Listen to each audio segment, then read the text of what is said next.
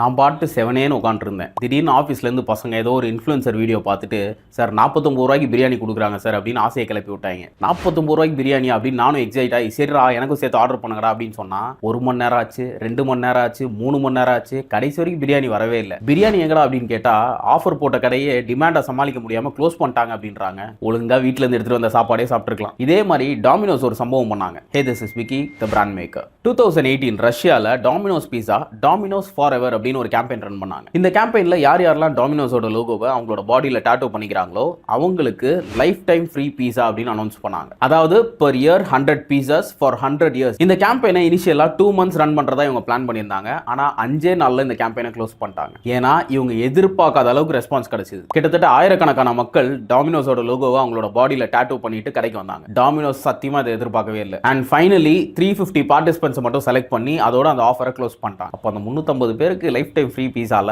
அப்படி உங்களுக்கு ஃப்ரீ பீஸா கொடுக்குறேன்னா டாட்டூ பண்ணிப்பீங்களா?